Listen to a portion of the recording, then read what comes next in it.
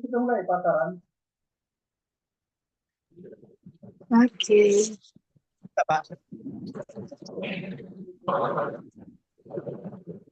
Udah bisa dimulai Bapak Ibu?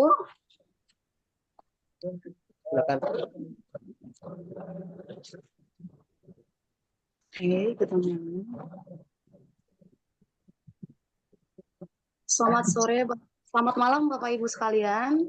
Assalamualaikum warahmatullahi wabarakatuh. Shalom, Om Swastiastu, Namo Buddhaya, salam kebajikan, salam sejahtera, dan selamat malam untuk kita sekalian. Perkenalkan, nama saya Teti Sarah Huta Soe. Untuk yang pertama kali kita ucapkan puji dan syukur kepada Tuhan Yang Maha Kuasa karena atas izinnya kita boleh diizinkan untuk berkumpul mengikuti live webinar IKI Banten saat ini. Yang saya hormati Bapak David Nadea selaku Ketua IKI BPD Banten. Boleh disapa dulu Bapak David? Sudah ada di room ini atau belum?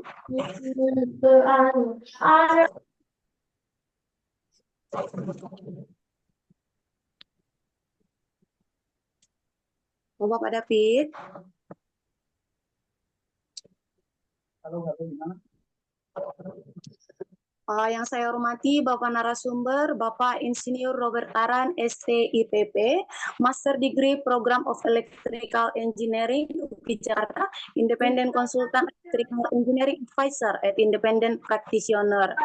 Untuk Bapak Insinyur Robert Taran, boleh menyapa seluruh peserta seminar webinar saat ini. Untuk Bapak Insinyur Robert, dipersilahkan. Ya, selamat malam semua. Saya sangat senang bisa membagi pengetahuan dan diskusi malam hari ini. Terima kasih. Terima kasih Bapak. Untuk tema seminar kita malam ini, kita boleh lihat di gambar yang tersedia, yaitu medium voltage switchgear for commercial building. Nah, untuk pertama sekali, sebelum kita memulai acara live webinar, mari kita berdoa sesuai agama dan kepercayaan kita masing-masing. Berdoa dimulai.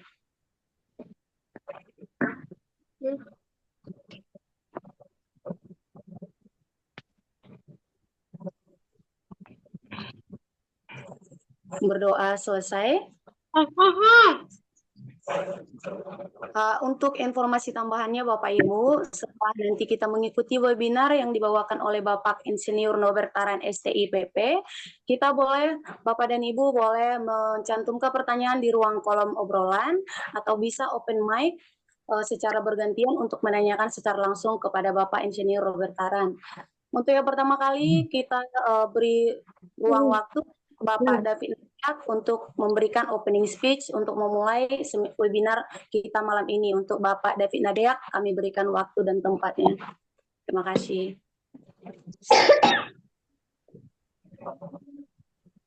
Nggak ditanyain ke temennya.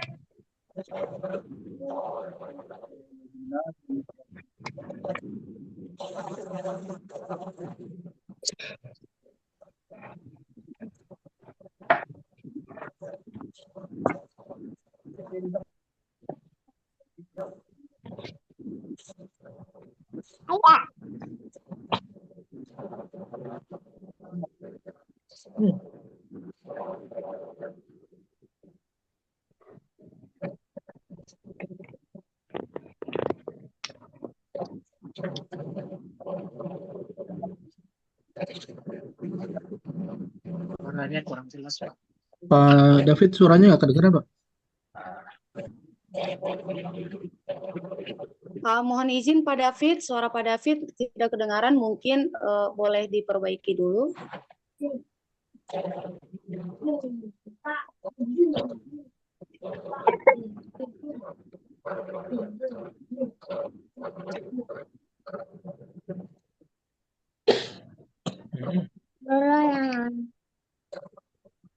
Ayo. Halo, cek. Ini kedengaran kah? Sudah jelas Bapak. Boleh dilanjut Pak David. Baik. Terima kasih Bu Host, moderator. Selamat malam Bapak Ibu sekalian. Terima Selamat kasih saya ucapkan atas kehadiran Bapak Ibu untuk mengikuti webinar kali ini, yaitu medium voltage switchgear for commercial building yang dibawakan oleh Bapak Insinyur Nobertaran. Beliau ini juga sebagai mahasiswa Magister Teknik Elektro di Universitas Kristen Indonesia. Seperti biasa, jangan lupa nanti untuk mengisi absen. Kami akan kirimkan pada saat webinar berlangsung untuk mendapatkan sertifikat dan materi seperti biasa. Itu aja yang perlu saya sampaikan. Saya kembalikan lagi ke Ibu Moderator. Terima kasih. Yalah, jangan dekat itu kipas Gil, nanti masuk angin. Yalah. Mohon dipersilakan kepada Bapak Ibu peserta webinar untuk off-kan suara supaya tidak terganggu untuk pembicara kita. Yang sebentar lagi akan disambut oleh Bapak narasumber. Terima kasih. Untuk berikutnya kami berikan waktu dan kesempatan kepada Bapak narasumber Insinyur Nobertaran STIPP. Kami berikan waktu dan kesempatannya. Dipersilakan Pak Nober. Terima kasih. Sudah disampaikan tadi, saya Nobertaran. Nanti saya akan presentasikan tentang background saya sedikit di presentasi ini. Saya sangat senang pada malam hari ini bisa diundang untuk berbagi pengetahuan dan diskusi tentang switchgear. Nanti dalam jalannya ini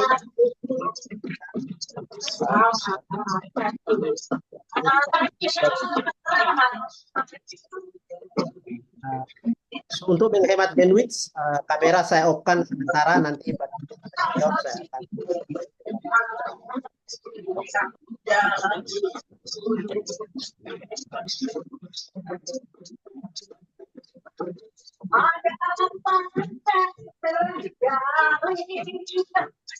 Apakah slide saya terlihat?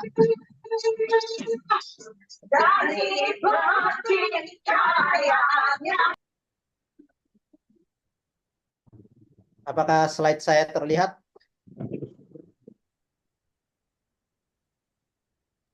Sudah Pak, sudah terlihat Pak. Ya. Suara saya terdengar dengan baik ya? Ya, Jelas Pak. jelas Pak. Saya akan membawakan tentang medium voltage switchgear untuk commercial building. Yang disampaikan tadi, saya saat ini konsultan Electrical Engineering Advisor at Independent Practitioner, juga mahasiswa S2 pada Fakultas Teknik UKI di Jakarta untuk teknologi energi terbarukan. Kita disclaimer dulu, presentasi ini saya buat sendiri. Jika ada kesalahan penyampaian, kesalahan bukan dari referensi, tetapi itu kesalahan dalam saya menyampaikan. Kemudian saya bukan akademisi, tetapi saya mahasiswa S2 yang masih progres. Dan dalam presentasi ini saya mencoba menghindari perhitungan-perhitungan yang rumit yang biasanya kita dapatkan di akademisi, karena presentasi ini ditujukan kepada praktisioner atau teknisi di lapangan supaya lebih memahami. Nah, medium voltage ini saya titik beratkan di 1 kV sampai 35 kV sebagai medium voltage range. Tetapi di beberapa slide saya akan membahas juga tentang high voltage, khususnya untuk equipment. Oke, ini adalah resume saya. Saya Master Degree of Electrical Engineering Christian of Indonesia University 2004. Katanya akun apa sudah apa lagi? Kemudian insinyur profesional program dari Atmajaya University Jakarta 2023-2024, Bachelor of Engineering dari Christian of Indonesia University Makassar, dan Technical Senior School program 4 tahun di Makassar, dan professional course di Cornell University USA 2020 tentang project leadership. working experience saat ini juga saya sebagai Senior Electrical Electronic Project and Service Engineer Superintendent di Mulia Group Jakarta sampai sekarang. Kemudian Corporate Project Engineering Head di Taman Safari, kontrak selama 1 tahun, beberapa proyek saya selesaikan sebelum masa kontrak. Area Director of Engineering Banyantri Hotels Group Indonesia, kemudian Previous Chief Engineering di beberapa properti hotel chains internasional di Indonesia dari 2008 sampai 2017. Oke, kita masuk ke dalam materi yaitu medium voltage switchgear. Ini adalah foto-foto medium voltage switchgear. Sama kalau kita lihat dari depan bentuknya seperti ini. Nah, ada pertanyaan simple. Switchgear or switchboard? Which one? Nah, switchgear adalah device yang mengontrol atau switches menghidupkan atau mematikan dan memproteksi sirkuit. Digunakan untuk melayani electrical di low voltage, medium voltage maupun high voltage untuk generator, motor ya. Jadi motor di sini kita berbicara tentang motor medium voltage, bukan yang voltage 400 volt. Kemudian transformer, transmission line, juga kapasitor bank yang medium voltage yang dipertujukan untuk domestik ya. Domestik itu seperti gedung-gedung, kemudian industrial, pabrik dan komersial distribution system untuk perumahan. Itu adalah switchgear. Kemudian switchboard adalah primary role safely distribution. Jadi dia berfungsi sebagai pengaman yang handal. Kalau tadi switchgear hanya switching atau melayani, kalau switchboard lebih mengarah kepada proteksi yang handal untuk melayani fasilitas beban. Ya. Nah, ini adalah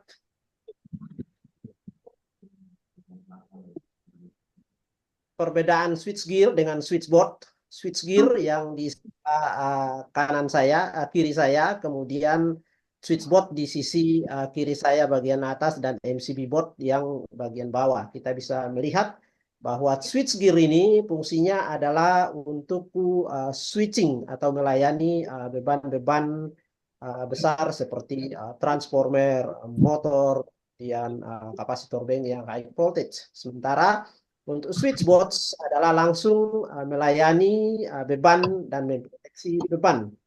Ya, output dari transformer yang tegangan 400 volt masuk dulu switchboard yang dikeluarkan untuk melayani beban melalui MCB board.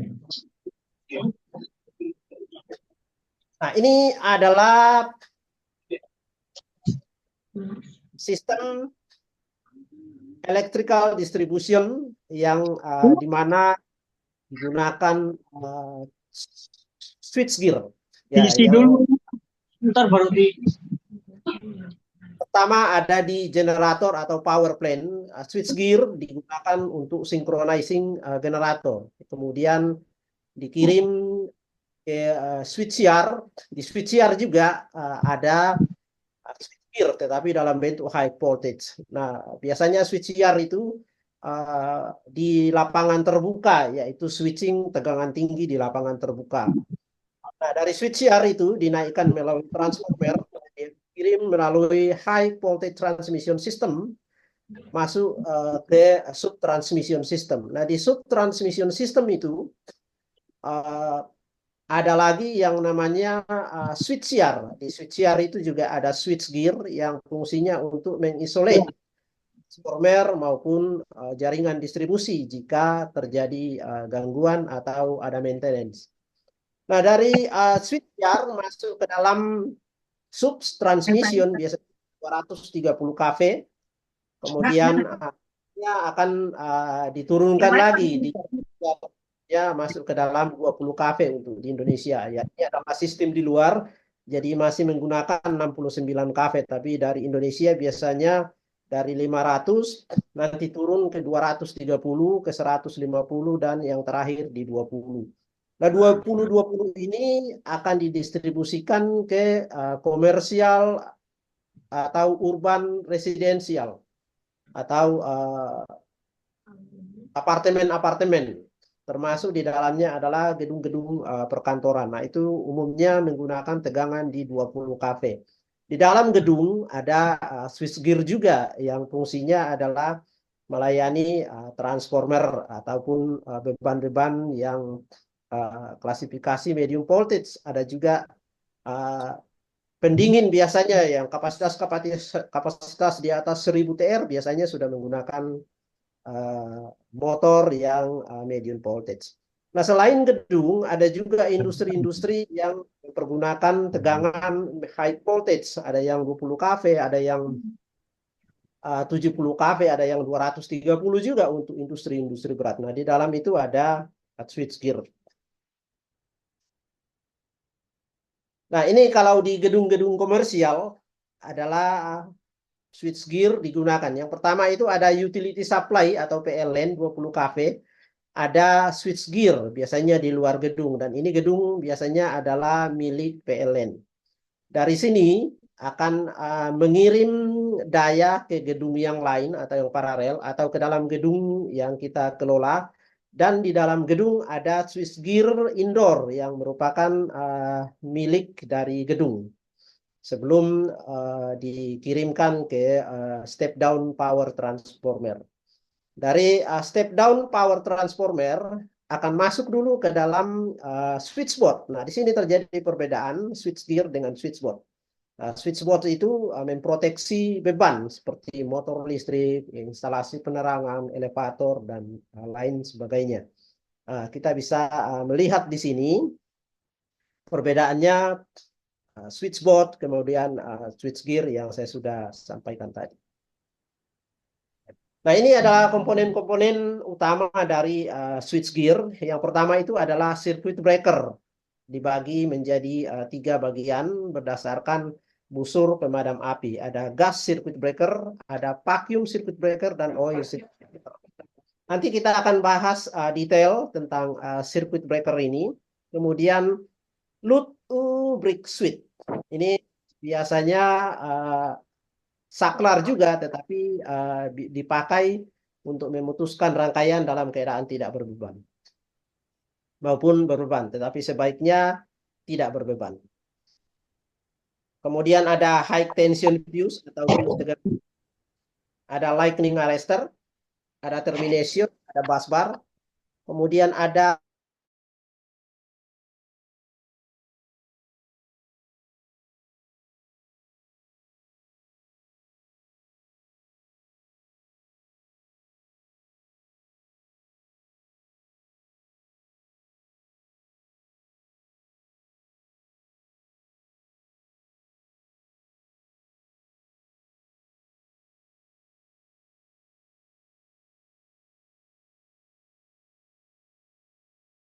kemudian nomor 2 ada bus bar di sini ya, bus bar RST. Ada termination di sisi sini ya, di bawah juga ada termination. Kemudian di depan ada operating mechanism dan low voltage control di area nomor 5. Digunakan untuk MCB operation tegangan rendah seperti heater, kemudian control system di circuit breaker. Ini adalah outgoing. Outgoing itu biasanya melayani trafo, motor listrik, atau kapasitor bank, atau ke next switchgear. Ya, beberapa switchgear dalam gedung. Nah, nomor 1 itu adalah LBS, saya sudah sampaikan tadi, loop break switch. Nomor 2 bus bar. Nomor 3 itu adalah high tension fuse atau ya, high tension fuse ini kadang-kadang di switchgear menggunakan juga circuit breaker, khususnya kalau melayani beban-beban yang sudah di atas 2000 kVA, maka fuse biasanya sudah tidak tersedia ya. Kalau 2000 kVA ke atas maka digantikan dengan circuit breaker, baik itu gas circuit breaker maupun vacuum circuit breaker. Nah, kita bisa lihat di bawah sini adalah rating untuk fuse yang biasa digunakan. Di sisi kiri ini adalah operating voltage dari fuse. Kalau kita di gedung biasanya di 20 kV, maka di sini ya ampernya, dan di sini atas adalah kVA dari transformer atau beban. Nah, ini adalah 2000 kVA maksimum di 100 ampere fuse. Di atas itu sudah tidak ada, maka sebaiknya sudah menggunakan circuit breaker. Ini adalah lightning arrestor. Nomor 1 ini kosong ya, tapi kadang-kadang ada desainer yang minta lightning arrestor dilengkapi dengan LBS loop switch supaya maintenance bisa dimatikan dari LBS saja, kemudian dilakukan maintenance ini. Tetapi standarnya tidak ada, biasanya itu custom. Nomor 2 itu adalah arrestor yang di sini. Dan operating mechanism dan low voltage panel untuk heater. Nah, lightning arrestor ini adalah device yang digunakan untuk memproteksi adanya gangguan yang pencatan tegangan secara tiba-tiba yang sangat drastis. Seperti induksi petir atau sambaran petir, maka lightning arrestor akan membuang tegangan yang sangat tinggi itu langsung ke dalam tanah. Nah, ini adalah konstruksi dari lightning arrestor. Nah, lightning arrestor ini dibuat dari metal oxide resistor ya. Nah, metal oxide resistor ini mempunyai sifat yang mampu bekerja dengan sangat cepat ketika terjadi impuls tegangan yang tiba-tiba sangat tinggi. Dari biasanya 20 kV, kemudian dengan sesaat datang di atas 20 kV, mungkin 30, 40, 60, maka dengan sangat cepat metal oxide ini akan bekerja, berfungsi sebagai penghantar sehingga tegangan yang sangat besar itu atau impuls yang sangat besar langsung dialirkan masuk ke dalam tanah. Nah, metal oxide ini tidak bekerja kalau perubahan tegangan itu terjadi secara linear. Contohnya linear itu 20 kV, kemudian naik 21, 22, 23. Nah, itu dia tidak bekerja. Dia bekerja kalau terjadi lompatan atau impuls tegangan yang sangat drastis. Di 20 tiba-tiba menjadi 30. Ya. Nah, dia akan bekerja. Ya. Metal oxide itu bekerjanya seperti menjadi menghantar ketika terjadi impuls tegangan yang drastis dan tiba-tiba. Nah, ini adalah switchgear, referensi lagi ke Schneider. Ini adalah incoming.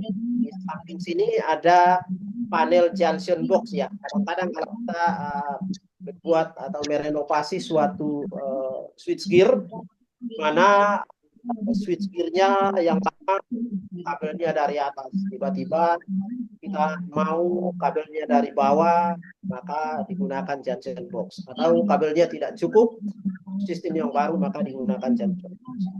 Nah, ini adalah incoming ya. Kemudian antara junction box dengan incoming ada lightning arrestor, dan dua ini adalah outgoing switchgear ke beban atau transformer 1, transformer 2.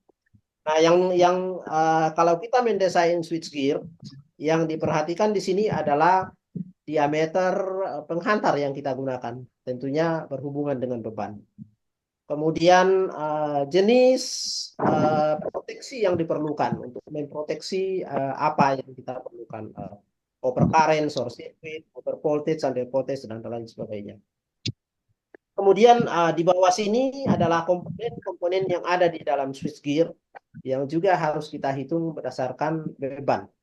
Ada busbar, kita mau rating berapa, kemudian ada disconnecting switch, ada LBS, kemudian ada circuit breaker, Ada CTPT juga dihitung itu CTPT kita mau berapa, apa 100 akar 3 atau bagaimana. Kemudian juga fuse kita harus sesuai dengan kebutuhan yang tadi grafiknya saya tunjukkan.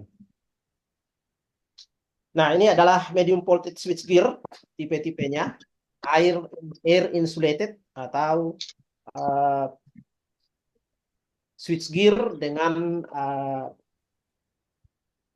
isolator udara. Jadi di dalamnya itu adalah udara sebagai isolatornya. Nah, udara itu minimum untuk keperluan 1 kV per sentimeter.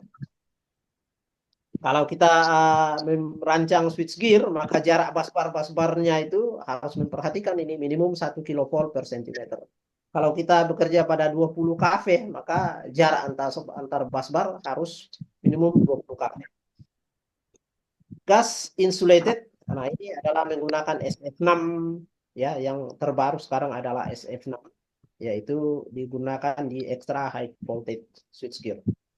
Kemudian ini adalah teknologi yang sudah lama sekali, oil insulated atau mineral oil biasanya sama dengan minyak yang digunakan di transformer ya. Jadi ada silikon, ada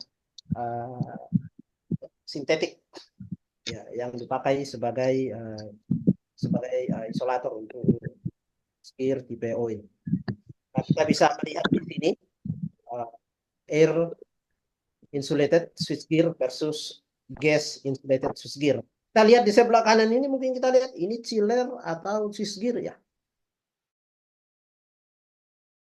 Nah, ini adalah bentuk switchgear untuk tegangan-tegangan yang sangat tinggi. Biasanya 230 kilovolt kemudian sampai 500 kilovolt, bentuknya seperti ini. Dari kejauhan mirip chiller, tapi sebetulnya itu adalah switchgear. Nah, ini adalah switchgear tipe minyak. Teknologi yang sudah sangat lama, mungkin sudah langka sekarang. Kalau masih ada di gedung-gedung, mungkin itu sudah saatnya untuk diganti atau dimodernisasi. Ini teknologi yang sangat lama. Teknologinya sama transformator dan jenis olinya juga sama dengan transformator. Sorry, untuk breakdown voltage di oli itu Makanya tinggal ngetes aja. Wis moga-moga ora bocor, ora merah HP ini. 70 paket 5 mm. Oke. Nah, ini adalah vacuum circuit breaker. Untuk ruang yang vacuum itu breakdown voltage-nya atau tegangan tembusnya di 1 kilovolt per 1 mm. Atau setara dengan kalau kita tingkatkan itu 100 kilovolt per sentimeter. Kalau diterapkan 150 kilovolt untuk per sentimeter sudah pasti.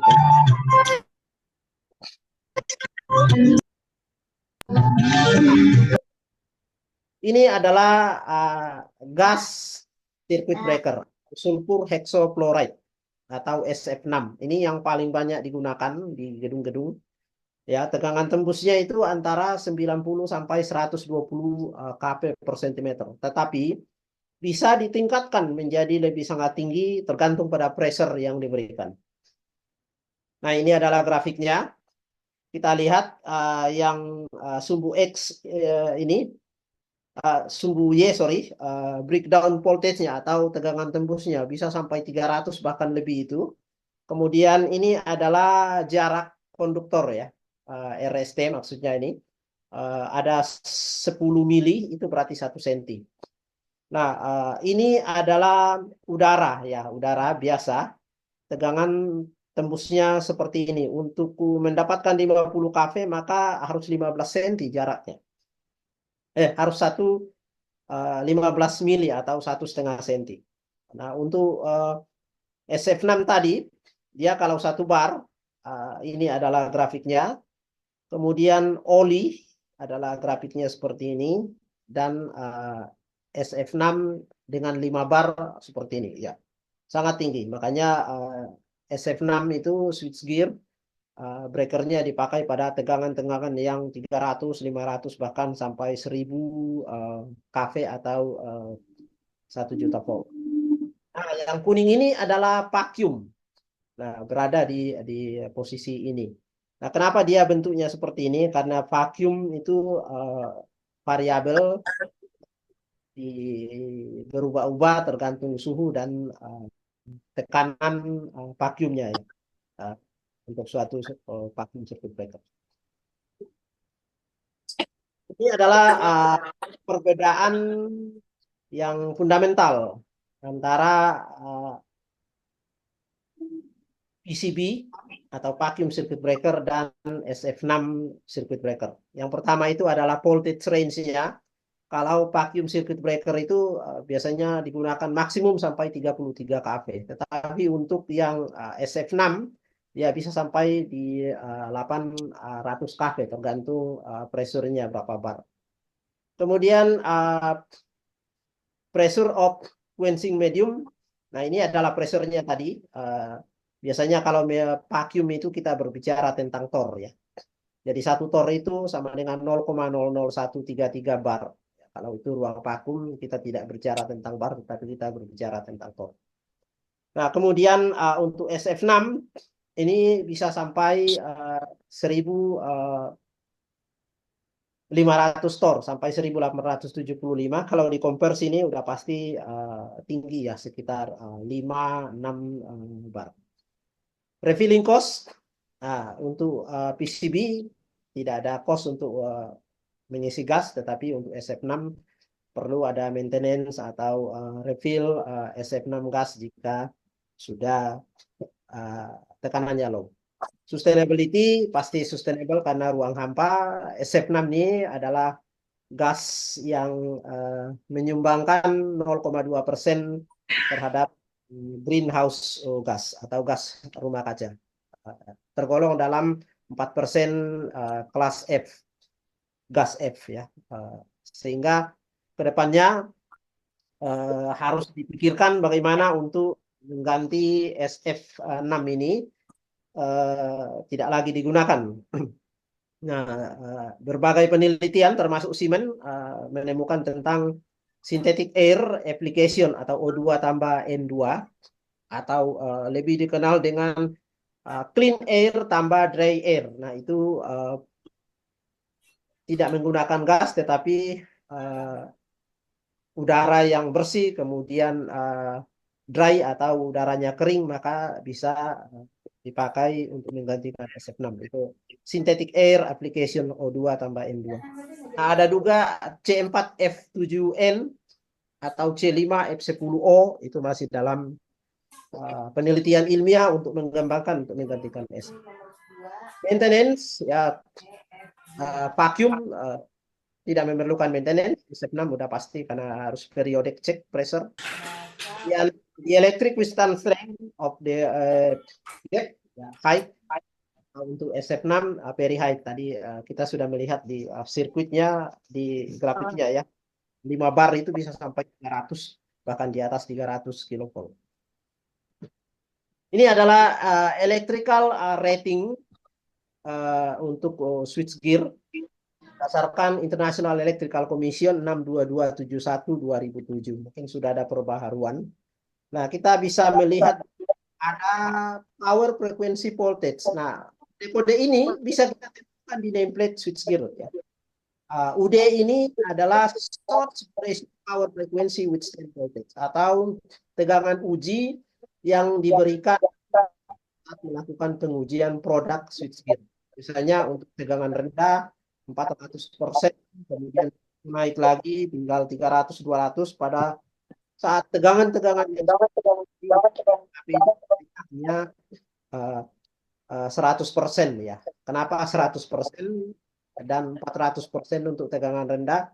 Karena kalau tegangan rendah itu potensial kebocoran tegangan peralatan tegangan rendah sangat tinggi.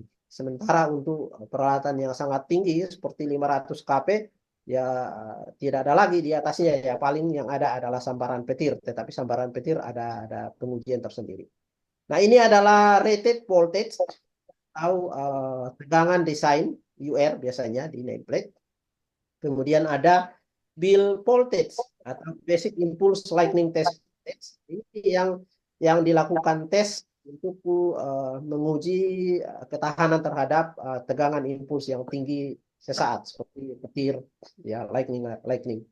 Nah, seperti untuk nah, kemudian di sini adalah service voltage atau layanan yang diperuntukkan. Kita lihat pada yang 7,2 di sini, 7,2 kilovolt itu power frequency voltage test di 60 kV. Kemudian untuk pengujian impuls lightning di 60 kV. Sementara untuk dipergunakan hanya untuk 3,3 kV, 3,6 atau 4,8 dan 6 kV. Nah, yang ini biasanya digunakan kita ke yang di gedung-gedung ya 24 kafe ya, kita di gedung-gedung 20 kafe umumnya. Nah, itu power frequency voltage test itu di 50 kafe. Desainnya adalah 24 kafe, penggunaannya di 20 kafe ya. Kemudian ada basic impulse lightning test di 125 kV. Ya, kalau melihat nameplate-nya Schneider atau Siemens atau apapun mereknya pasti ada ini UD, UR, UP dan service voltage. Nah, ini adalah standar International Electrical Commission atau National Electro Manufacturing Association dan lainnya. Nah, ini kalau kita berbicara tentang current rate ampere. Umumnya untuk gedung-gedung, pengelola gedung itu kita di 630 dan 800 ya.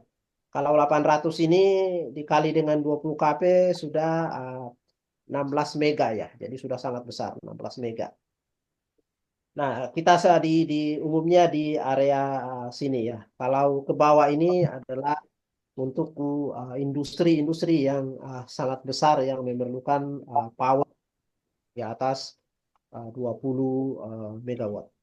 Nah, ini kita lihat ini yang kita hitung kalau kita mendesain switchgear yang pastinya ada relevansi utamanya dengan nah, ini rated circuit breaker atau kemampuan pemutusan terhadap gangguan. Ini KA adalah kiloampere untuk 630 dan 800 di 20 KA, yang di atasnya 25, 31 dan 40. Dan rated frekuensi itu di dunia hanya dua, 50 Hz atau 60 Hz ya. 50 Hz ini karena kita dulu dijajah Belanda, maka diturunkan frekuensi 50 Hz di Indonesia. 60 Hz ini di Jepang, di Amerika menggunakan 60 Hz. Propose of protection, kenapa harus ada proteksi untuk switchgear? Yang pertama adalah gangguan itu atau kerusakan itu disebabkan oleh dua hal. Yang pertama adalah short circuit di sistem dan yang kedua adalah abnormal condition in the system. Kalian juga harus memanfaatkan yang Short circuit ini ada banyak macam. Pasar, singkat simetris atau ke tanah dan sebagainya. Kemudian abnormal condition ini ya bisa menjadi over voltage atau under voltage, under frekuensi ataupun ada overload. Nah, protection tidak bisa atau protection cannot prevent system fault and abnormal condition ya. Jadi tidak bisa mencegah gangguan atau abnormal, tetapi bisa membatasi kerusakan akibat hubung singkat atau abnormal condition. Jadi fungsinya proteksi itu dia tidak bisa menghindari hubung singkat, tidak bisa menghindari abnormal, tetapi mencegah terjadi kerusakan jika terjadi short circuit atau abnormal. While protecting people atau equipment dari damage. Ya, dan melindungi orang-orang dan peralatan dari kerusakan. Nah, ini di propose protection relay to protect very expensive equipment.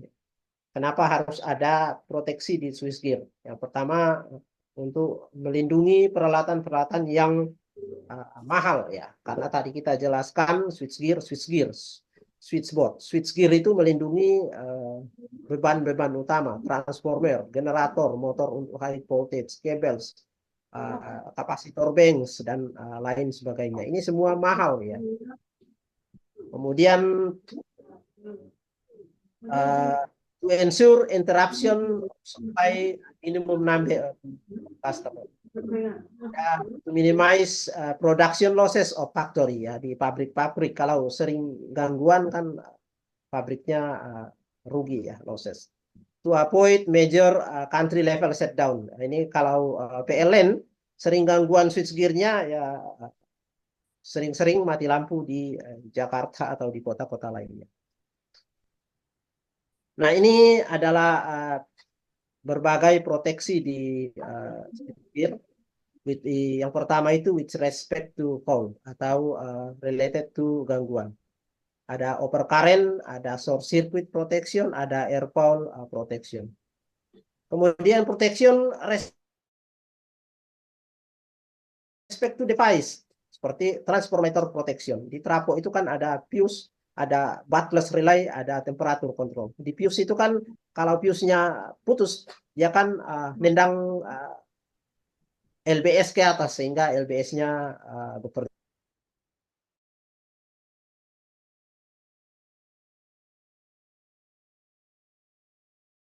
Men-trigger kontak di bootload relay sehingga bootload relay ini memerintahkan switchgear untuk memutuskan rangkaian kalau terjadi trafo.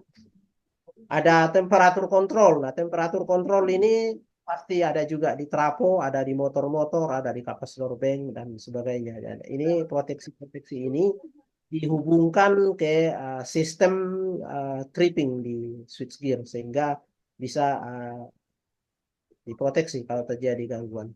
Nah, ini motor protection sudah saya jelaskan tadi. Motor protection biasanya di motor itu ada thermal, kemudian proteksi-proteksi yang lain.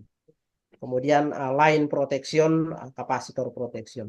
Nah, ada with respect to application ya. Aplikasinya untuk proteksi utama maupun backup protection. Finally, maintenance of switchgear, why so important? Mengapa maintenance pada switchgear itu sangat penting?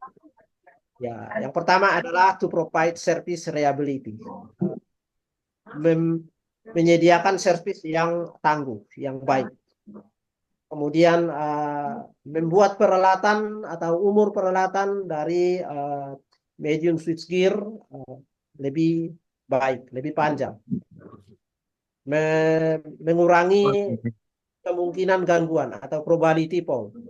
Increase productivity. Kemudian safety of personnel atau karyawan yang bekerja yang sering memegang panel, body panel. Kemudian safe investment atau menyelamatkan investasi. Membuat para investasi yakin bahwa sistem safety dan mau investasi lagi. Nah, ini adalah maintenance task atau testing yang perlu diperhatikan untuk panel-panel switchgear kita di commercial building atau di industrial. Nah, ya, ada 7 yang saya listing di sini. Yang pertama itu adalah thermography inspection atau thermal infrared. Nah, standarnya itu adalah setiap 6 bulan atau twice a year. Fungsinya adalah untuk mendeteksi dini adanya corona pada kontak, kemudian overheat ya, atau losses di connection. Kemudian cleaning and tightening. Ini ya yearly ya, based on impairment condition. Kalau kubikalnya berada di ruangan ber-AC yang humidity-nya sangat baik ya, bisa sampai 2 tahun, 3 tahun baru dilakukan cleaning and tightening.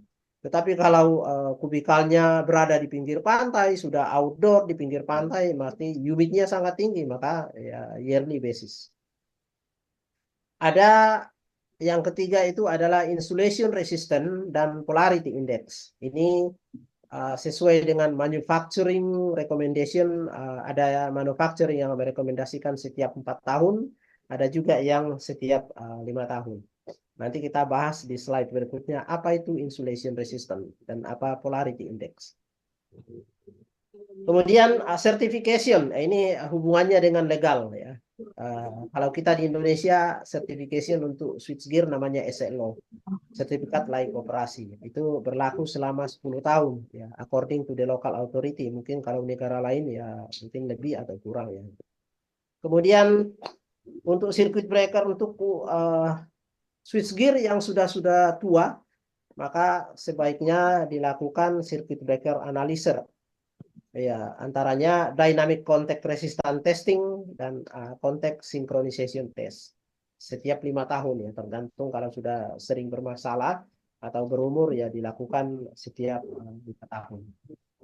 Yang keenam adalah protection calibration, dilakukan setiap 5 tahun. Protection kalibrasi ini kita mengkalibrasi apakah proteksi over current saya masih sesuai ya dengan ampere setting atau sudah lari atau over voltage, under voltage maupun short circuit. Nah, kemudian ada grounding measurement ya, setiap 2 tahun. Ada juga sertifikatnya ini dari Depnaker kalau grounding.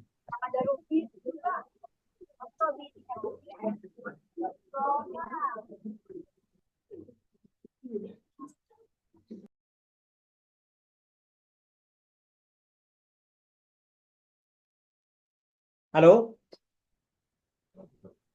Halo? Ya, Pak. Bisa didengar ya? Sorry tadi keputus internetnya. Saya share kembali. Masih kedengaran Pak Taran, dilanjut Pak.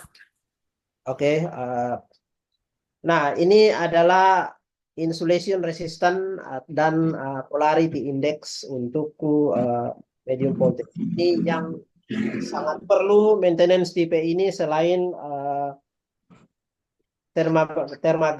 termografi infrared tadi yang saya sampaikan itu juga penting, tapi ini juga sangat penting. Kalau ini diabaikan ternyata tegangan tembusnya sudah tidak baik, maka bisa menyebabkan circuit breaker trip atau explosion pada switchgear. Nah, di sini kita melihat ya nominal rating untuk pengujian insulation resistant. Ya, ini adalah medium test voltage ya. Ini adalah alat ukurnya. Kemudian ini adalah rekomendasi minimum ya yang diperlukan. Nah, contoh di sini kalau transformer kita adalah di 20 kV ya, maka digunakan yang 20 kV ini. Alat yang digunakan adalah minimum 5 kV DC. Nah, hasil pengukuran yang dihasilkan nanti minimum di 20.000 ohm. Ya. Nah, di sini catatan penting ya, jika peralatan itu tegangan kerjanya lebih kecil dari 1 kilovolt, maka minimum resistansinya adalah 1 mega ohm. Kalau tegangannya lebih besar dari 1 kilovolt, maka rumus simpelnya adalah 1 mega ohm per kilovolt. Jadi kalau dia di 20 kV, maka minimum 20.000 mega ohm. Nah, kadang-kadang ada standar lagi yang menetapkan 20 mega ohm per kV tambah 1. Artinya kalau dia 20 kilovolt, maka sebaiknya dia di 21.000 mega ohm.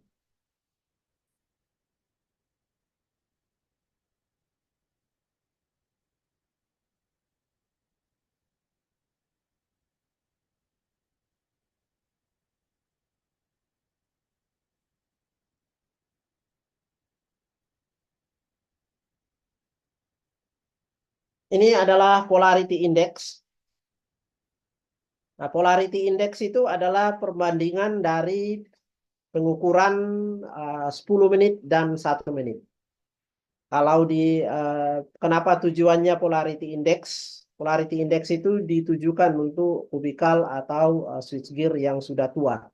di mana ada debunya, kemudian ada minyak di dalamnya, ada humidity. Nah, dengan pengukuran polarity index itu bisa lebih akurat tentang dan memprediksi tentang kondisi switchgear. Nah, kenapa 10 menit? Karena ada beberapa komponen di dalam polarity index. Yang pertama komponen kapasitif. Ketika kita memberi tegangan yang besar pada permukaan, maka ada kapasitif yang timbul. Nah, kapasitif ini akan menuju ke nol dalam waktu 10 menit. Selain kapasitif, ada konduktif juga pada permukaan. Kemudian ada surface leakage komponen dan polarization komponen. Polarization komponen itu adalah humidity, ya, yang berada di permukaan, di mana ketika diberi tegangan DC dengan ampere yang sesuai, maka dalam 10 menit akan menuju pada titik nol. Nah, dengan membandingkan antara pengukuran insulation resistor 10 menit dan 1 menit ini, akan didapatkan indeks ya tentang keadaan suatu switchgear. Kalau indeksnya itu lebih kecil dari 1, maka switchgear itu dangerous untuk dioperasikan. Nah, kalau dia antara 1 sampai 1,4 itu kondisinya poor. Ya. Poor ini artinya bisa dioperasikan tapi tidak pasti, bisa menjadi explosion, bisa menjadi hubung singkat, atau untung-untung kalau bisa beroperasi dalam beberapa bulan maksimum. Sehingga poor ini harus dilakukan perbaikan. Harus dilakukan improvement. Kemudian ada 1,5 sampai 1,9 questionable. Ini switchgear ini bagus atau enggak ya?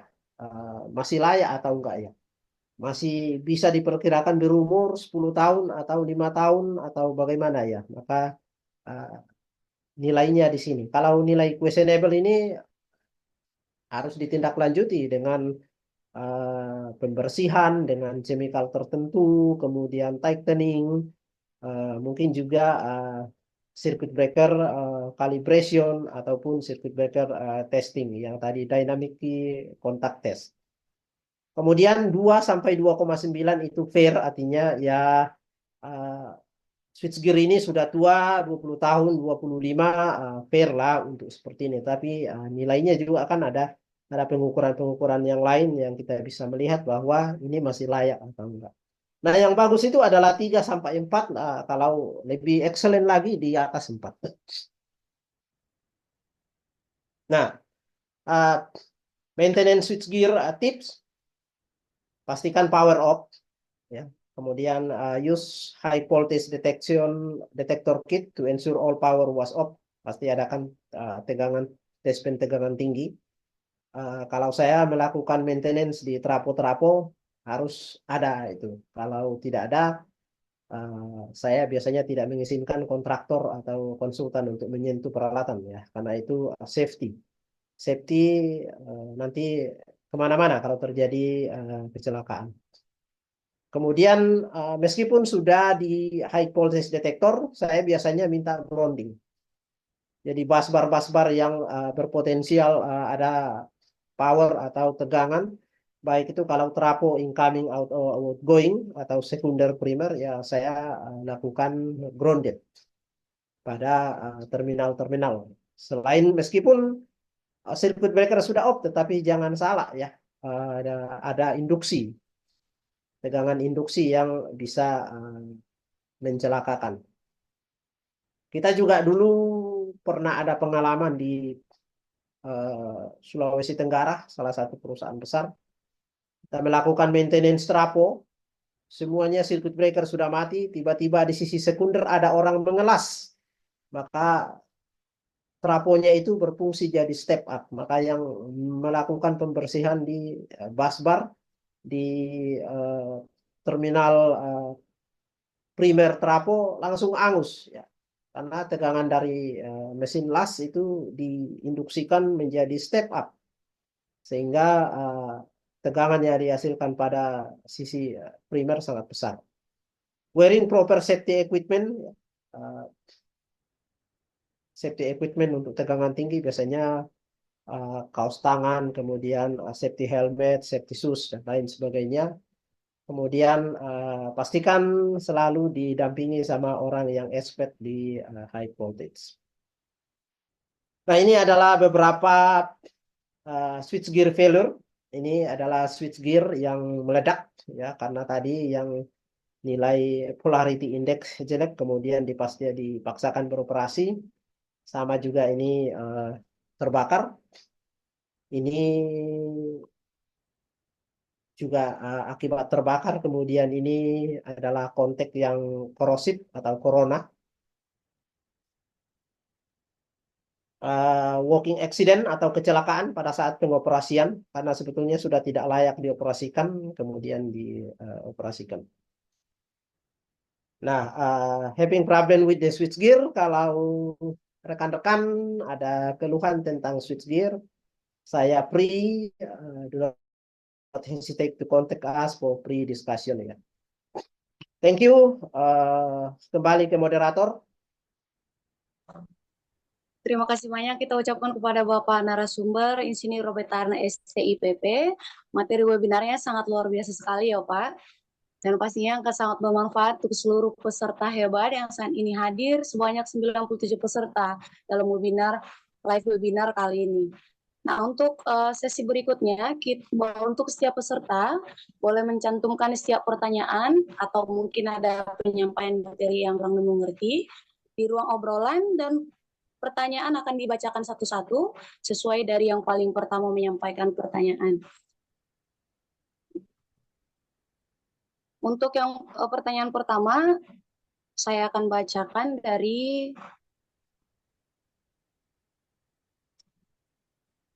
Bapak Armia. Pertanyaannya, izin bertanya Master, saya mempunyai breaker VCB Schneider dengan type HPX 1250-12E merupakan breaker Syncron. Saya kesulitan mendapatkan reliability dari equipment part breaker tersebut. Merencanakan pemeliharaan secara terencana, sedangkan di manual tidak tercantum data replace part equipment breaker tersebut. Apakah ada solusi dari Master biar saya bisa melakukan pemeliharaan secara terencana? Mohon pencerahannya. Untuk Bapak narasumber, Bapak Insinyur Norbert Tarant STIPP, kita berikan waktu dan kesempatan untuk menjawab pertanyaan dari Pak Armia, Pak. Terima kasih. Ya, vacuum circuit breaker ini Schneider biasanya lifetime-nya 20 sampai 25 tahun ya. Kalau sudah tua, memang saatnya untuk tetapi untuk bisa memastikan apa salahnya, tadi ada saya telepon di sini, mungkin bisa di nameplate dari circuit breaker itu, kemudian disampaikan apa keluhan lebih dalam, nanti saya akan bantu.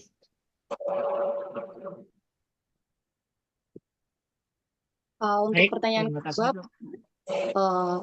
pertanyaan kedua ini dari Bapak Fukli Isa Ansyori. Pertanyaannya, selamat malam, Bapak izin bertanya, bagaimana cara mengatasi tegangan gedung naik turun? Karena di gedung kami, tegangan turun sampai di tegangan 360 volt dan naik sampai 410 volt, sehingga lampu penerangan dan beberapa alat cepat mati dan rusak. Sorry Pak Taran, minta izin Pak Taran, yang ditampilkan slide pertama aja dulu Pak, biar ini kelihatan judulnya gitu Pak.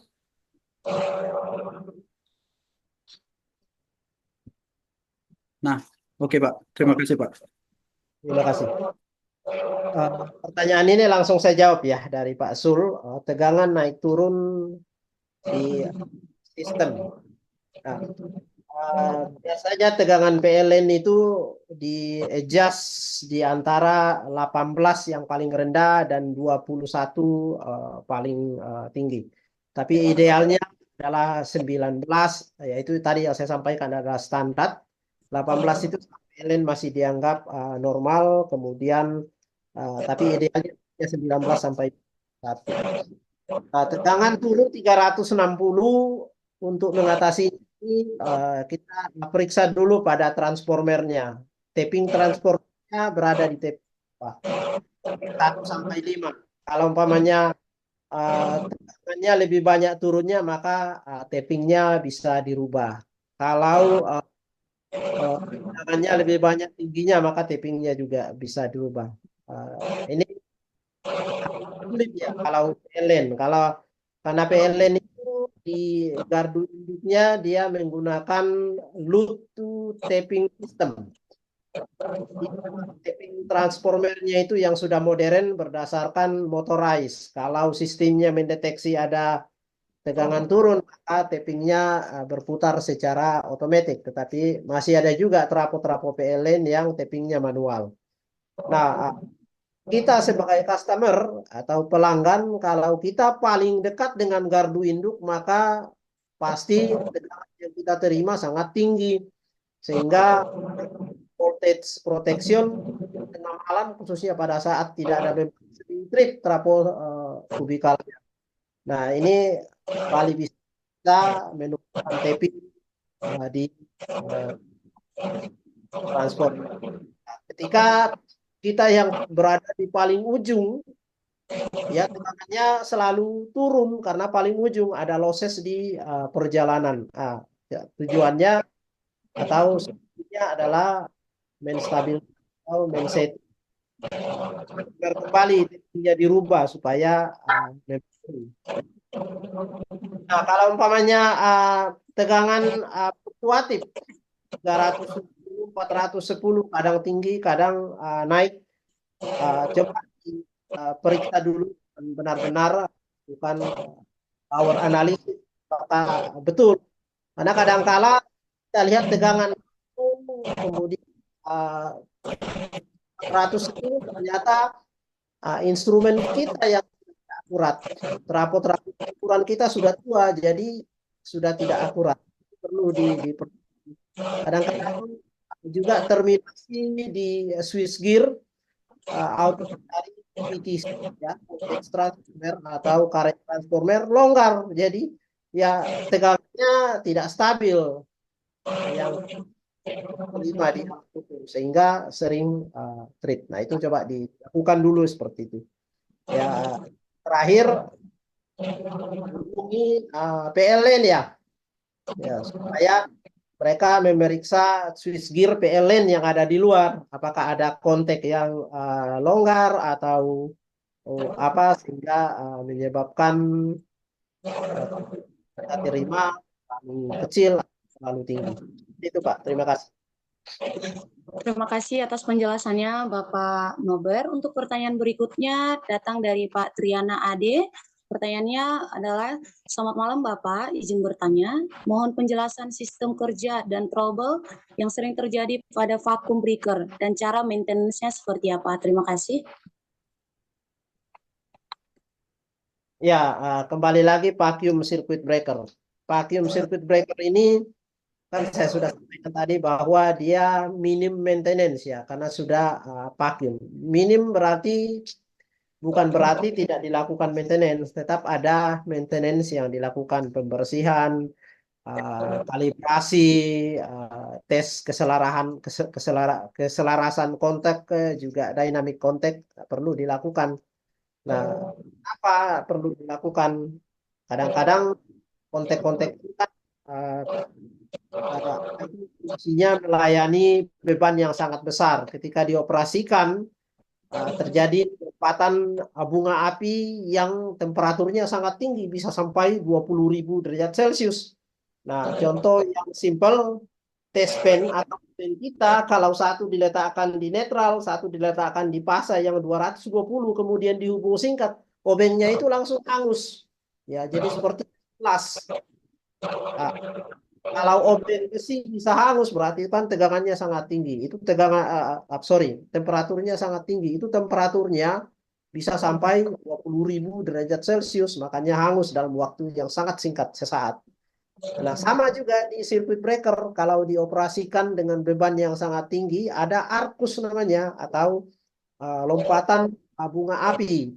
Nah, ini kalau sering dioperasikan kan kontak circuit breaker itu jadi ada butiran-butiran atau seperti pasir ya yang melengket, sama seperti obeng kalau dihubung singkat. Nah, ini kalau tidak di-maintain, tidak dilakukan pengukuran, lama-lama menjadi longgar kontaknya.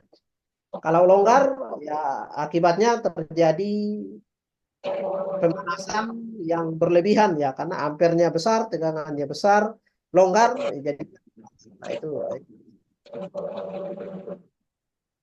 Terima kasih. Baik Bapak, ada pertanyaan lagi nih Pak dari Bapak Ahmad Ridwan Faisal. Pertanyaannya seperti ini. Bagaimana cara untuk menggantikan temperatur yang rusak pada trafo 2150 kVA dan apakah boleh untuk sementara pengukurannya pakai kamera IR setiap hari? Terima kasih. Kami kembalikan kepada Bapak Nobar. Nah, trafo ada dua. Satu trafo basah atau tipe pendingin oli. Kemudian untuk trafo kering itu Pak, kita pakai trafo kering, Pak. trafo kering ya. Iya. Ya, trafo kering itu proteksi utamanya adalah temperatur. Ada namanya temperatur kontrol. Sensornya diletakkan di masing-masing gulungan RST di sisi dalam. Jika trafo ini mengalami overheat, maka PTC10 atau sensor yang diletakkan di dalam gulungan akan mengirimkan sinyal ke temperatur kontrol bahwa temperatur overheat. Nah, umumnya di Indonesia itu temperatur kontrol itu tidak dihubungkan ke kubikal, bukan ke switchgear. Jadi trafonya sebetulnya saya bahasakan sudah teriak saya ini overheat, tetapi proteksi pekerja loh disambung ke switchgear temperatur akibatnya trafo banyak yang di slide saya tentang protection bahwa trafo-trafo itu harus switchgear. Caranya kalau basah ada relay, ada juga temperatur kontrol pada trafo basah. Nah, trafo kering itu harus mengandalkan temperatur kontrol. Kalau temperatur kontrolnya tidak berfungsi, fan trafonya juga sudah rusak, temperatur kontrolnya tidak dihubungkan ke switchgear, maka trafo ini tidak mempunyai proteksi. Maka kalau terjadi overload, beban yang berlebihan, apakah hubung singkat, sehingga trafonya menjadi panas, ya tidak ada proteksinya, trafonya jadi terbakar. Nah, sebetulnya itu kita bisa pasangkan. Kalaupun itu kan internal eksternal ya. Jadi kita tinggal masang alatnya di bodi trafo, pastinya di pagar luar ya. Kemudian narik PTC 100 ke masing-masing gulungan trafo. Nanti akan disetting pada suhu 80 derajat Celcius. Fan akan hidup. Kalau masih naik lagi 100 derajat Celcius, alarm. Kalau naik lagi 120, maka switch gear atau cubicle trip. Nah, seperti itu. Siap, Pak. Terima kasih. Terima kasih, Pak Ahmad.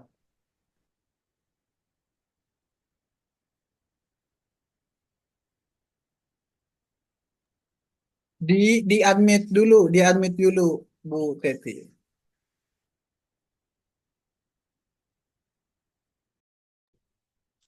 Oh iya.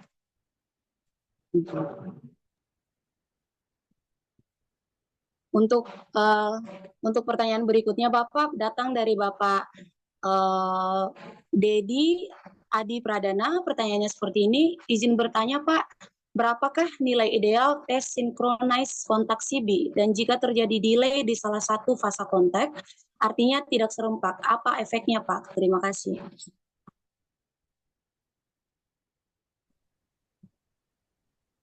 Ya, ini pertanyaan yang bagus ya.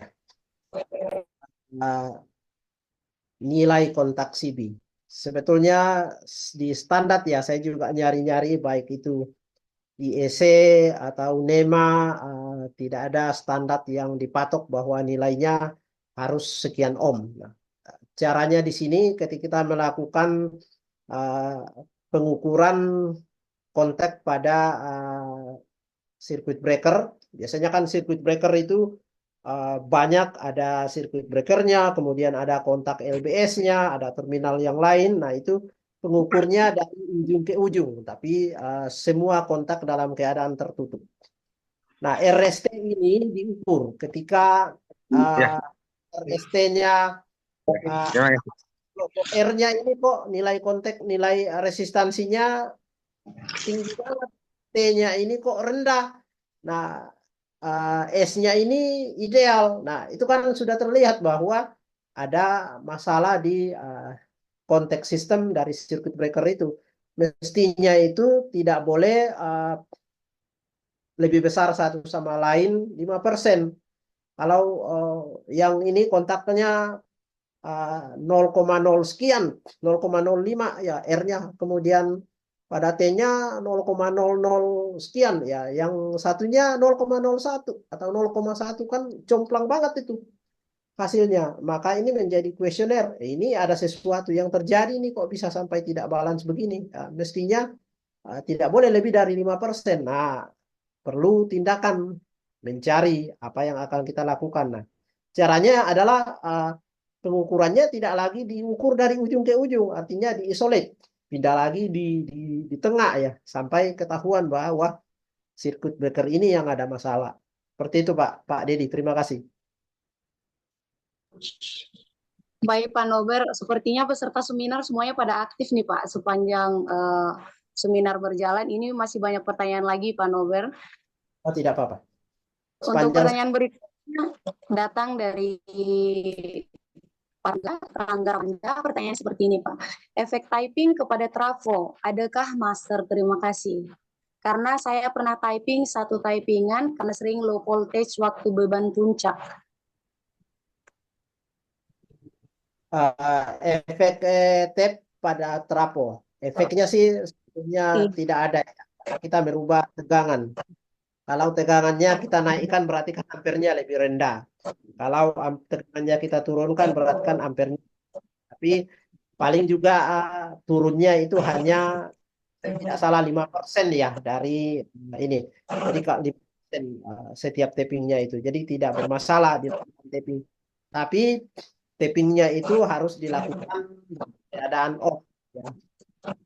Jangan melakukan tapping pada saat keadaan on. Ya. Di satu sisi berbahaya karena itu tappingnya biasanya di sisi primer. Yang kedua, trafo baru sekarang, tapi umumnya dengan kapasitas yang sangat besar, itu sudah menggunakan on-loop tapping system. Jadi tappingnya digerakkan oleh motor. Jadi sistem otomatis. Kalau tegangannya turun, kemudian sistem motornya kita setting, tidak boleh kurang, tidak boleh lebih dari ini, maka tappingnya itu fungsi secara otomatis. Ya, mungkin relevansinya saya bisa tambahkan ya, atau voltage regulation motorized yang bisa kita beli ya, itu kan ada yang motorized yang trafonya berputar. Nah, kurang seperti itu yang minta trafo dengan di kapasitas di bawah 2.000 kPa.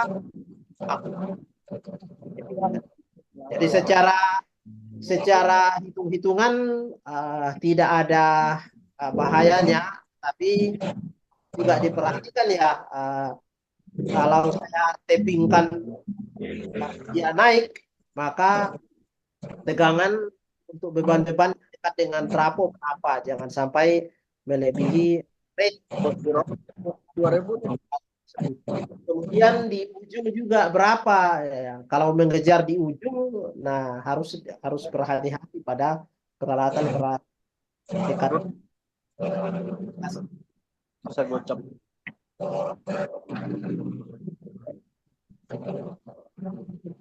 Baik Bapak, untuk pertanyaan berikutnya datang dari Pak Eko Fujisya. Pertanyaannya seperti ini Pak, izin bertanya, untuk desain gardu-gardu tembok cottage atau hotel-hotel di pinggir pantai, standar desain apakah natural ventilasi atau ada air conditionernya Pak? Soalnya banyak sekali isu switchgear secondary 20 kV 16 SA. Banyak yang kena korosi. Terima kasih banyak Bapak, saya kembalikan kepada Pak Nober Taran untuk menjawab pertanyaan dari Pak Eko. Terima kasih. Izin Pak Nober. Ya, Pak Nober, izin sebentar ya ya Pak. silakan. Berhubung Ya, waktu kita ini udah kelewat jauh, kita batasi pertanyaan, 2 pertanyaan lagi ya sama ini. Jadi oh, boleh. supaya kita bisa istirahat, mungkin next session kita bikin lagi part berikutnya ya Pak ya. Setuju ya Pak ya? Ya, boleh, boleh. Baik, terima kasih Pak. Oke, terima kasih Pak Eko. Pertanyaannya untuk yang di pinggir pantai, fisiknya sering korosif ya karena pantai. Nah, Spikir itu ada IP-nya ya. IP itu adalah kelas desainnya. Ada yang didesain untuk outdoor full silet, ada yang didesain indoor. Nah, tetapi di pinggir pantai itu kan humidity-nya sangat tinggi. Kalau dia didesain outdoor silet, ya mestinya tetap tahan, tetapi maintenance-nya juga tetap dijalankan sekali setahun dijalankan. Idealnya untuk switchgear maupun trapo-trapo yang trapo kering itu berada di dalam ruang AC. Lain kan ruang AC itu kan udara yang kering tapi dingin. Nah, ini sangat bagus, mendinginkan, juga humidity-nya bagus, sehingga corona bisa terhindari. Soal untuk air sama trapo-trapo AC-nya, kalau dibuatkan AC, konsumsi listriknya sangat tinggi. Jadi kadang-kadang pemikiran owner, konsumsi listrik sangat tinggi juga ini kalau switchgear sama trapo saya AC-kan. Tapi trapo kering idealnya memang ber-AC. Switchgear khususnya yang sudah digital harus memang ber-AC. Kalau nanti ngajukan SLO, pengujinya itu minta switchgear supaya ber-AC karena dulu di salah satu properti di Jakarta, ya Jakarta Pusat, saya pernah mengajukan SLO untuk gear tidak ber-AC. Saya tidak dikasih SLO. Saya pasang AC di switchgear-nya baru keluar SLO-nya. Nah, itu juga menjadi pertimbangan ya. Tapi kalau switchgear yang lama-lama dan dari biaya yang besar AC, ya ventilasi yang baik aja cukuplah. Ada udara masuk dan ada udara yang keluar yang seimbang sehingga menjaga temperatur di dalam hal tersebut.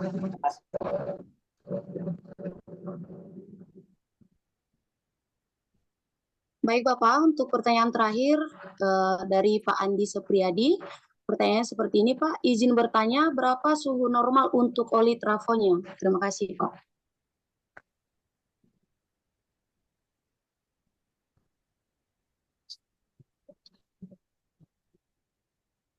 Suhu normal oli trapo, nah ini saya belum bisa memberikan jawaban, tetapi bisa juga di searching di online suhu oli trapo.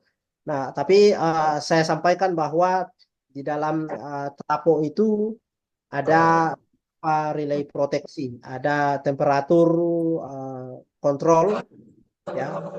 Biasanya temperatur kontrolnya itu range-nya dari 50 150 Celcius. Kalau 120 sudah ke arah 150 itu biasanya sudah warna merah. Artinya idealnya itu di bawah 120. Di bawah 120 juga itu biasanya sudah kuning. Ideal suhunya itu adalah 80 ya sampai 70. Nah, di trapo basah itu kan ada juga bootloss relay. Bootloss relay ini kalau traponya atau minyaknya panas, panas karena load, punya overload, atau traponya ada masalah di gulungan di dalam, nah, traponya kan jadi panas.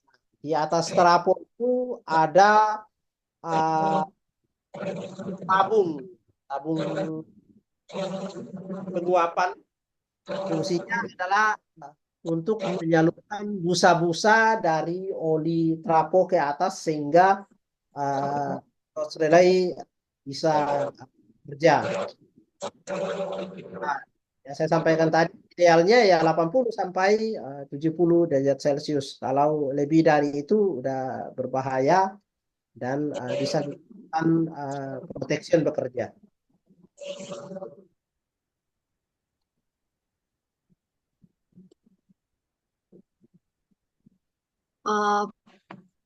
Terima kasih Pak Nobertaren atas pemaparan materi webinarnya dan untuk ketersediaannya menjawab setiap pertanyaan dari peserta webinar. Mungkin sebelum kita tutup acara webinar ini, mungkin ada yang mau disampaikan oleh Bapak David Nadeak selaku Ketua IKI BPD Banten. Kami persilahkan untuk Bapak David Nadeak. Mohon di stop Mungkin ada share tambahan. screen-nya Pak Nober.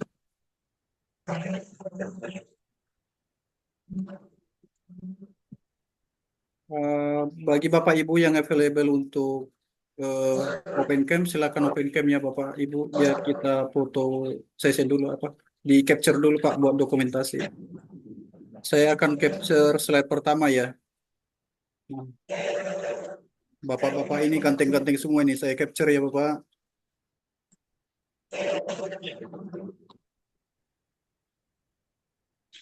Oke, ditunggu sebentar, saya save dulu.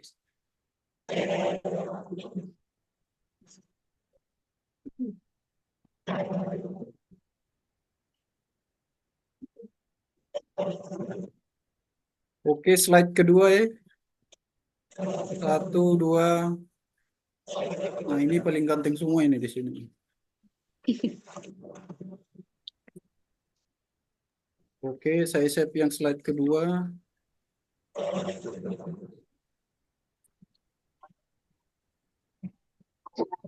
Slide ketiga ya.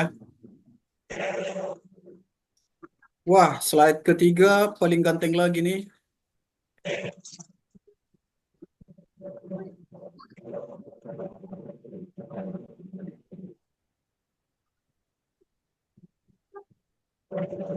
Saya save.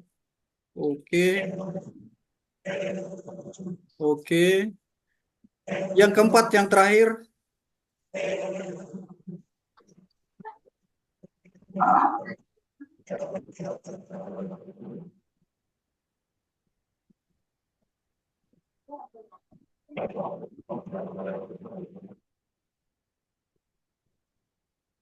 Oke, dan terima kasih Bapak Ibu sekalian. Mungkin karena banyak pertanyaannya sangat menarik, tidak bisa kita jawab semua. Mungkin Pak Nober akan menyiapkan part berikutnya ya, Pak Nober. Bisa nanti Kalau kita dari saya itu aja yang perlu saya sampaikan. Untuk sertifikat nanti seperti biasa akan dikirimkan by Google Drive secara otomatis ya. Jadi dipastikan isi absennya. Ada mau disampaikan lagi Pak Nober? Cukup ya. Oke, baik. Terima kasih Bapak Ibu. Silakan ditutup Bu Teti Sarasonia. Baik, terima kasih atas kesempatannya Pak Terima kasih Nadeak. Pak David. Sangat senang berjumpa dengan Bapak Ibu sekalian yang sangat luar biasa. Ini pertama kali saya mengikuti webinar yang berkaitan dengan engineering ya. Saya selama ini bekerja di perhotelan, sering berhubungan dengan pihak engineering, tapi saya kurang mengerti materi engineering seperti apa. Kurang lebihnya ada gambaran sedikit-sedikit dapat dari webinar ini. Salam sehat untuk Bapak Ibu sekalian. Tuhan berkati setiap pekerjaannya, setiap aktivitasnya, dan apapun yang sedang direncanakan. Sebagai kata penutup dari saya akan menutup dengan pantun. Kalau ada sumur di ladang, boleh kita menumpang mandi. Kalau ada umur yang panjang, boleh kita bertemu di live webinar IKI Banten berikutnya lagi. Tuhan berkati, terima kasih, selamat malam. Malam. Malam. Terima kasih. Malam. Terima kasih Pak Nobel. Selamat malam.